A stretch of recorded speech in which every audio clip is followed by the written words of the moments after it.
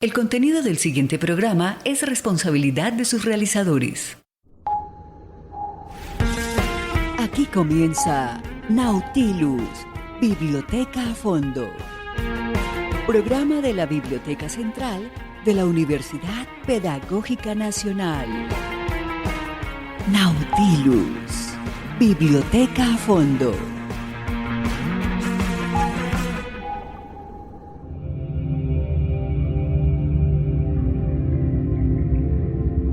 Una de las mejores formas de mejorar el pensamiento, de permitirle calidad y fortalecer su propósito creativo y funcional, es trabajando de manera consciente los elementos que proporciona el pensamiento crítico. Sus aportes hacen que cada individuo genere dudas y preguntas necesarias para no caer en el absolutismo y el pasmo en la toma de decisiones. Hola, bienvenidos a Nautilus Biblioteca a Fondo. En este segundo episodio de la segunda temporada nos proponemos exaltar a través de diferentes referencias bibliográficas y nuestros invitados la importancia de promover y fortalecer el pensamiento crítico. Para el caso de la Biblioteca Central de la Universidad Pedagógica Nacional, lo hacemos en concordancia con intereses meramente educativos y pedagógicos. Debemos hacer la advertencia inicial que sobre este tema hay miradas clásicas o clasicistas si se prefiere, también miradas anglosajonas y otras más de corte político y social. En cualquier caso, lo que pretendemos es tener precisamente una gama u oferta que de entrada nos dé herramientas para formar nuestro criterio sobre el pensamiento crítico. Acá vamos. Mejorar la capacidad intelectual de los estudiantes siempre ha representado tanto un fin como un desafío para los responsables de la educación. Si bien el concepto pensamiento crítico ha dado lugar a numerosas definiciones, todas ellas coinciden en la idea de que se refiere a un pensamiento de un elevado rigor intelectual. No faltan las razones que motivan a los profesores a desarrollar el pensamiento crítico en sus alumnos.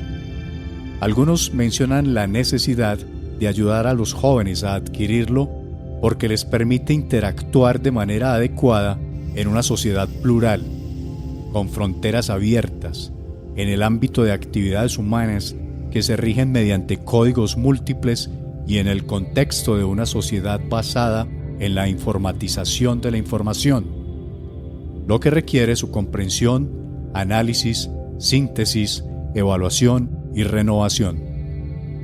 Algunos más destacan la importancia de facilitar a sus estudiantes los medios para protegerse de manipulaciones y de los farsantes, para prevenirse de los charlatanes y los explotadores, y para adquirir conciencia de los vaivenes políticos y sociales que se producen en todo momento. Otros más incluso señalan que un pensamiento crítico bien formado y articulado es el mejor escudo con el que los jóvenes pueden contar contra toda clase de abusos, además de ser producto de un pensamiento desarrollado. En resumen, a pesar de ciertas posturas exageradas que tienden a presentar el pensamiento crítico como una panacea para los problemas sociales y morales, o como una válvula de escape para el conjunto de nuestras aspiraciones educativas, el discurso que destaca la importancia del pensamiento crítico para el individuo y para la sociedad exige con firmeza la atención de las instituciones escolares, desde el jardín de niños hasta la universidad. ¿Asume la escuela de manera adecuada una función consistente en procurar el pensamiento crítico de los alumnos? Este es un fragmento del prólogo del libro La formación del pensamiento crítico, teoría y práctica de Jacques Boisbert, nuestra primera referencia bibliográfica. La calidad de nuestras vidas la determina la calidad de nuestro pensamiento. La calidad de nuestro pensamiento, a su vez, la determina la calidad de nuestras preguntas. Richard Paul y Linda Elder.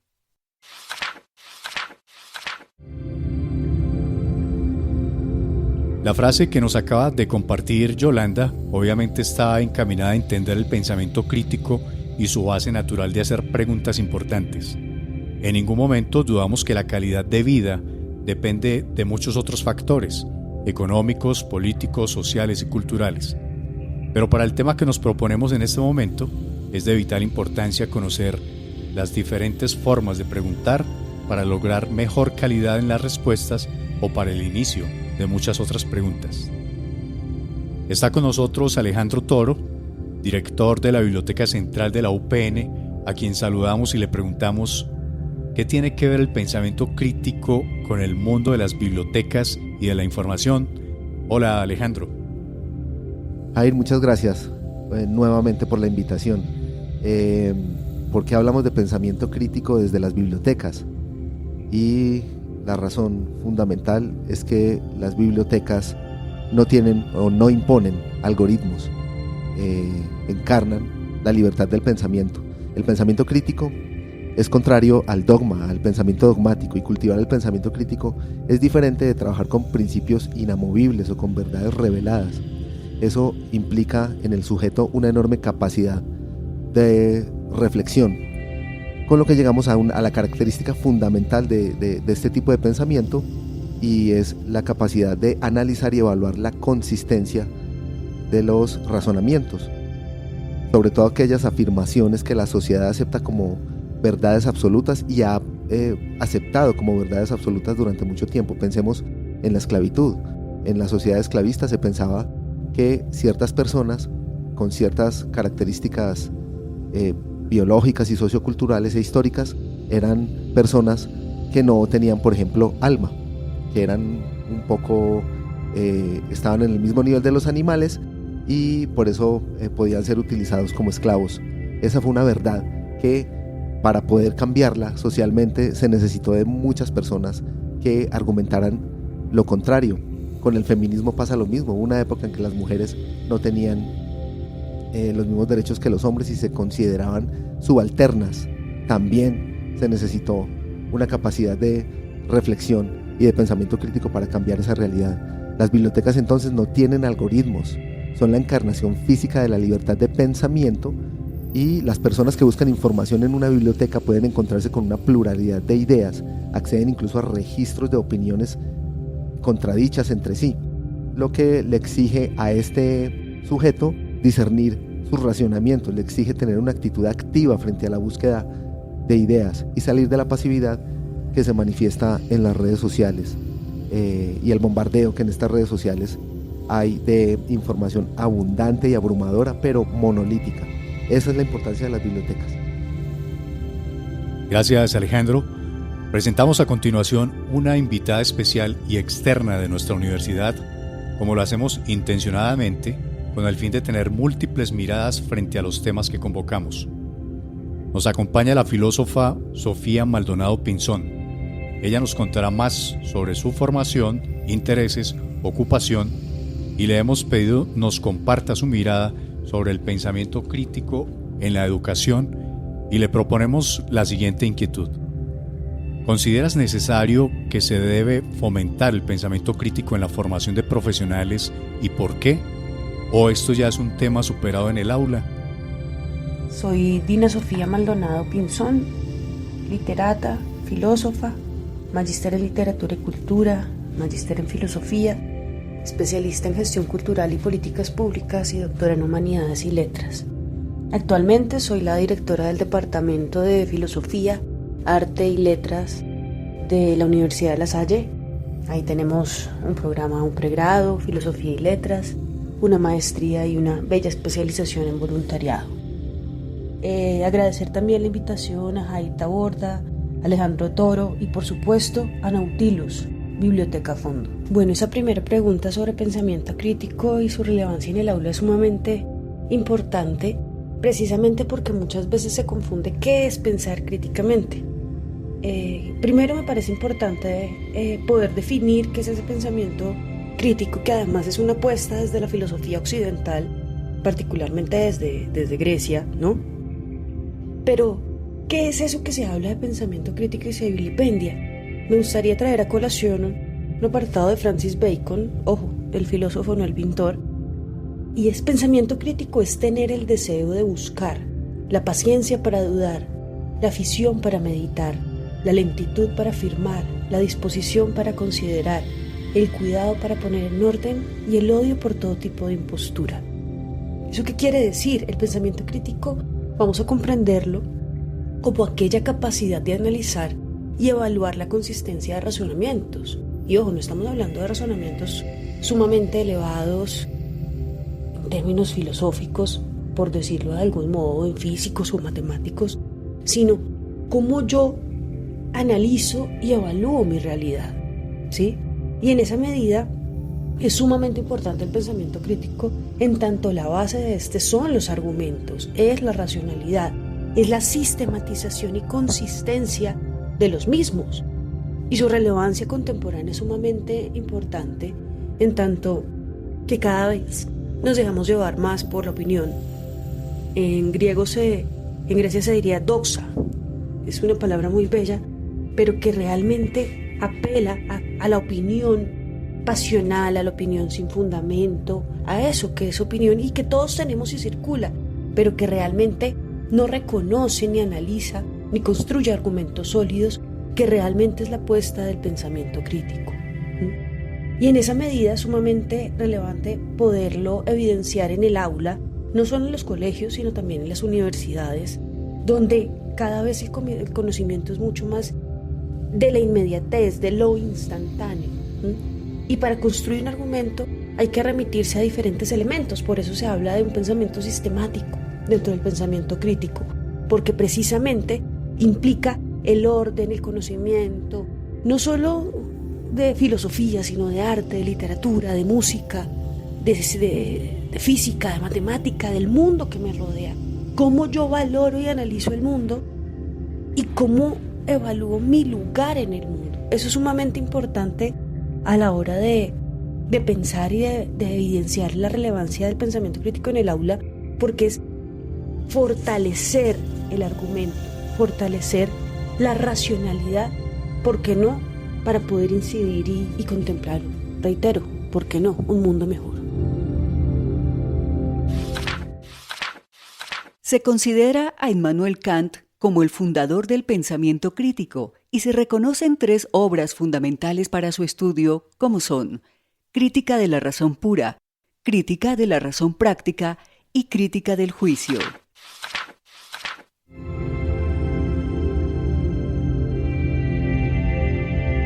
Gracias Yolanda y gracias a la profe Sofía Maldonado por compartirnos su punto de vista. Vamos ahora a dar un giro y un abrebocas más sobre la inteligencia artificial, como ya lo hemos hecho en otros episodios mientras dedicamos una temporada completa a ese tema. Esto debido a que hemos escuchado decir que la IA o la inteligencia artificial estaría debilitando la capacidad del pensamiento crítico, al permitir que los estudiantes deleguen el quehacer de sus tareas a esta nueva herramienta. Aunque hay muchas posturas y material disponible en la web respecto al tema, pongamos desde Nautilus, Biblioteca a Fondo, una mirada transmitida por la emisora internacional pública alemana DW, un video que encontramos con el nombre de La IA en la educación, ¿mejora o perjudica la investigación? Escuchemos. Aquí vemos a Sam Altman, el CEO de OpenAI, paseando en su carrito. Y en TikTok le llovieron elogios y comentarios de estudiantes que utilizan ChatGPT como herramienta de estudio. Del otro lado de la moneda, las escuelas y universidades están poniendo a sonar las alarmas. Comentan que hay un problema de deshonestidad debido a la inteligencia artificial. ¿Nos ayuda la IA a prosperar en el estudio o nos resuelve tantos problemas que nos está atontando? ¿Y por qué es tan difícil para las escuelas y universidades detectar los textos generados por IA? Te lo cuento. Chatbots con IA, ventajas y desventajas. Los chatbots, aunque a veces cometen errores, son en general una súper ayuda para los estudiantes. Por ejemplo, como asistentes a la hora de estudiar, ya que te pueden ayudar a simplificar temas complejos, o a hacer resúmenes, darte ejemplos y responderte dudas. Lógicamente, estos bots también te pueden ayudar a escribir, dándote ideas, creando esquemas e incluso haciéndote comentarios sobre el texto que estés redactando. Y si eres estudiante y lo has utilizado, no eres el único. En el Reino Unido, el 53% de los estudiantes universitarios dejan que la IA los ayude con las asignaturas. El 36% la utiliza para que les explique conceptos como si fuera un tutor particular. En Latinoamérica, una investigación sobre las percepciones de estudiantes en Ecuador, México y Perú indica que casi el 80% considera que la IA puede mejorar la calidad educativa bastante o mucho. En otra encuesta enfocada a educadores y docentes de la región, destacan que el 53% tiene interés de incorporarla en el proceso de enseñanza, pero que aún no lo han hecho. Si hay tanto interés y tanta gente ya utiliza la inteligencia artificial, ¿dónde está el problema? IA y educación. Es complicado. Hay una ligerísima línea que divide el uso de la IA como ayuda a usarla para hacer trampa y plagio. Si dejas que la IA te haga la tarea, pues digamos que eso sería hacer trampa. Y al final, el que deja de aprender eres tú.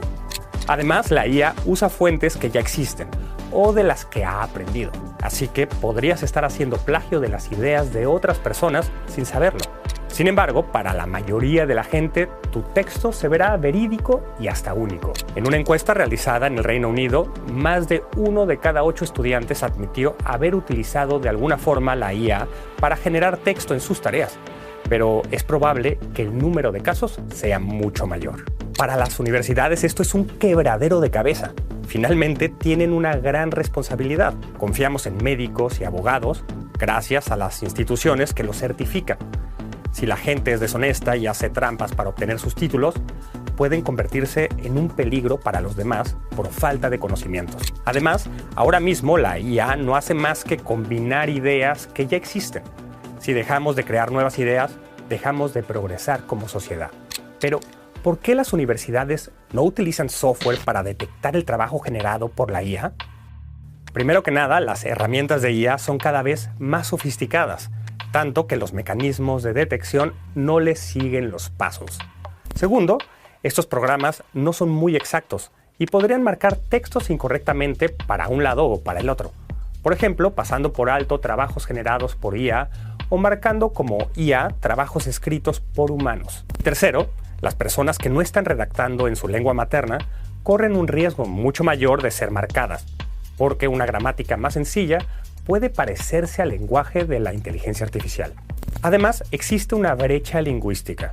Usar detectores de IA en español es complejo debido a modismos únicos como chido en México o chévere. Dado que muchos modelos entrenan en inglés o en español estándar, no siempre procesan bien estas sutilezas culturales.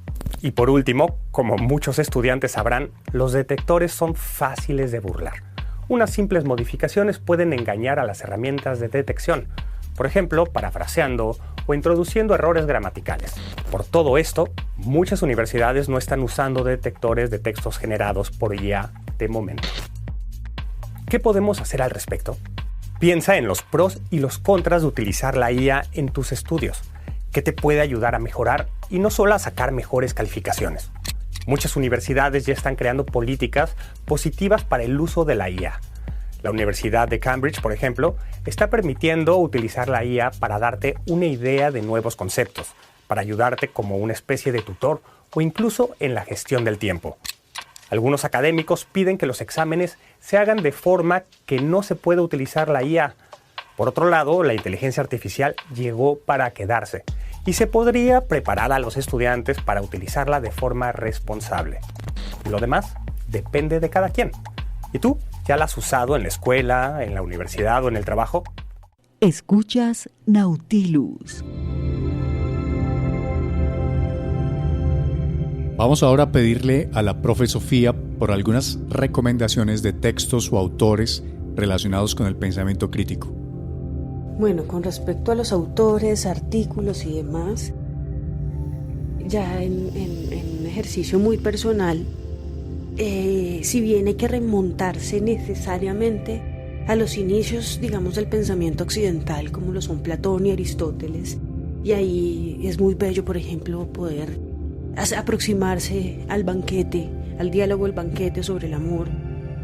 Con Aristóteles necesariamente toda la obra, pero la ética Nicómaco, pero también el pensamiento crítico implica otros formatos y otras disposiciones para ese análisis. Por un lado, está el cine. Y no cualquier cine. Es sumamente importante retomar esos espacios audiovisuales donde se hacían cineforos, se hacían cinelecturas. Entonces el cine es un lugar de enunciación sumamente importante. También la literatura, ¿sí? Y todo tipo de literatura, no solo la literatura canónica que podemos reconocer con Borges o Cortázar, sino también literatura que implique otras formas de lectura. Me refiero a La rebelión en la granja, me refiero a 1984, me refiero a otras formas donde la literatura de Dostoyevsky, Piedad Bonet, donde nos aproximen a esa construcción, al discernimiento. Necesariamente está la música, y la música contemporánea creo que tiene mucho para decir, y es sumamente importante, por ejemplo, ver las apuestas que está haciendo el rap, el hip hop en Estados Unidos, por ejemplo, con Kendrick Lamar.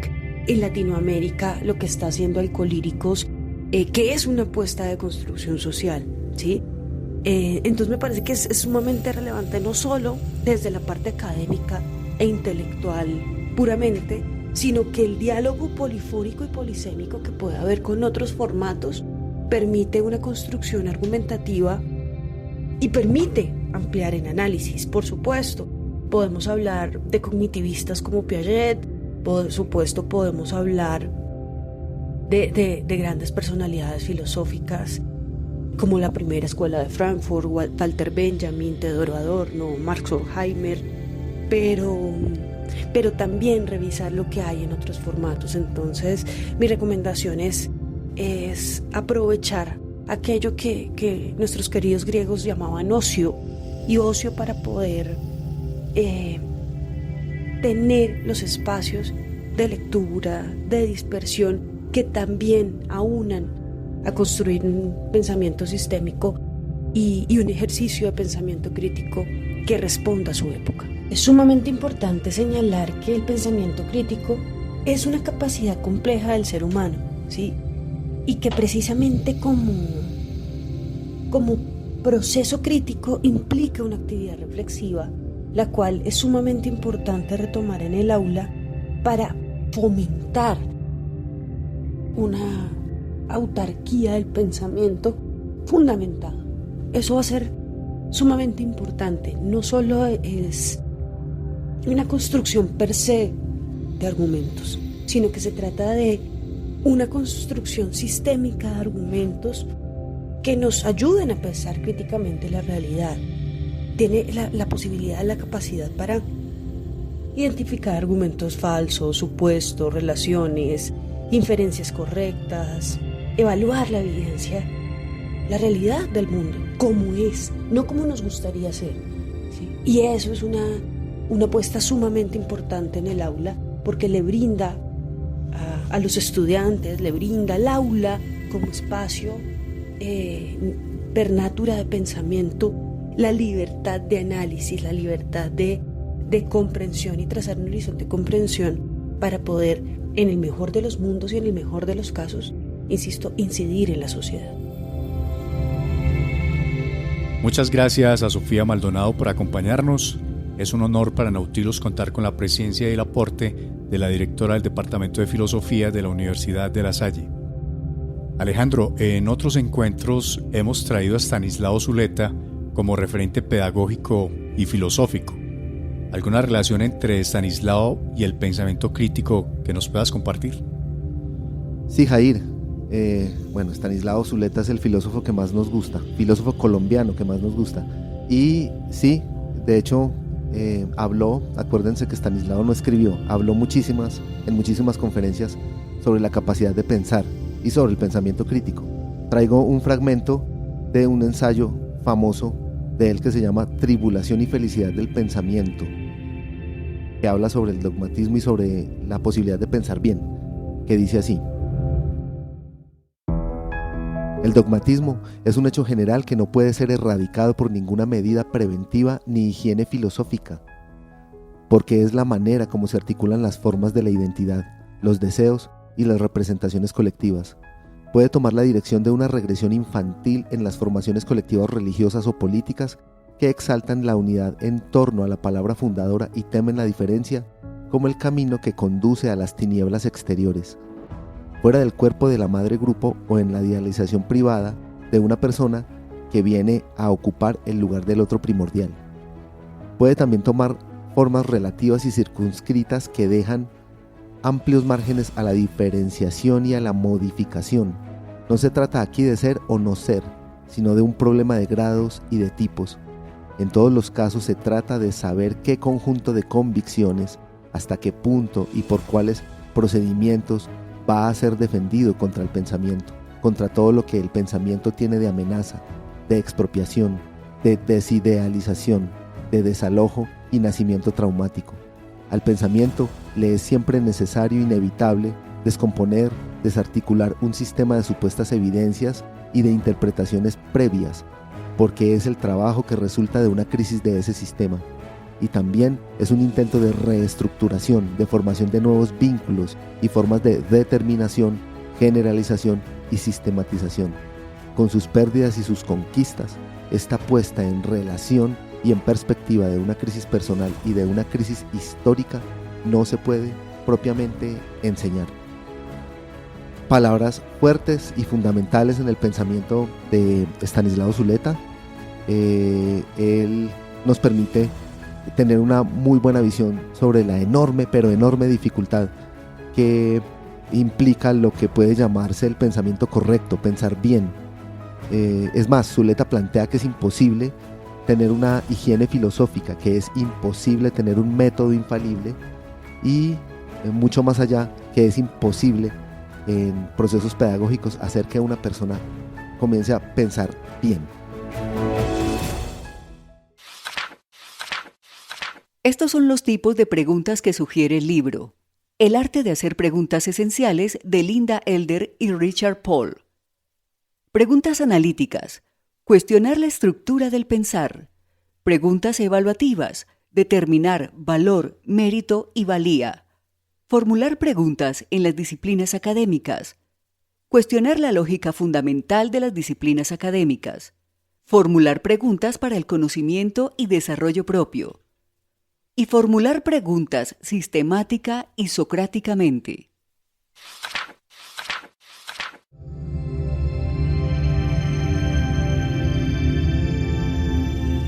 Vamos a sumarle a las anteriores preguntas del libro recomendado por Yolanda las siguientes. ¿Puede el pensamiento crítico continuar vigente pese al desarrollo de las tecnologías y su capacidad de realizar tareas académicas? ¿Cómo saber si las noticias que vemos son fake news, si los regímenes políticos están apoderados de las redes, si las redes sociales manipulan tu forma de pensar? ¿Conoces el término filtro burbuja? ¿Cómo mejorar el consumo de información abundante en la nube? ¿Qué podemos hacer para validar o evaluar la información que recibimos? ¿Para qué aprendemos lo que aprendemos? Invitación para nuestro próximo episodio y cierre de esta edición, Alejandro. Sí, este fue un tema interesantísimo y muy importante en el ámbito de las bibliotecas. Agradecemos a toda la audiencia de la comunidad educativa de la Universidad Pedagógica y a la audiencia en general que escucha y sigue este programa, y los esperamos en el próximo capítulo, que el tema va a ser los textos argumentativos. Gracias, Alejandro, y a nuestra invitada Sofía Maldonado, por supuesto al control máster de Mario Enríquez, a la voz institucional y lecturas de Yolanda Barrantes y a la producción sonora de Diana Torres, a Laura Chávez en las comunicaciones y a Alejandro Sepúlveda en la coordinación y dirección. Hasta pronto.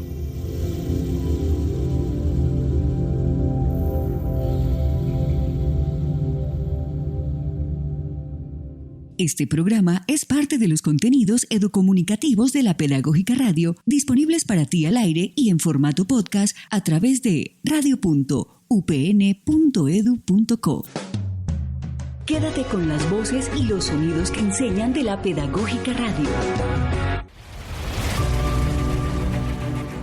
Universidad Pedagógica Nacional.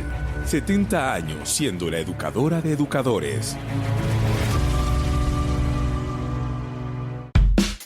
Estás en sintonía de las voces y sonidos que enseñan, de la Universidad Pedagógica Nacional, educadora de educadores.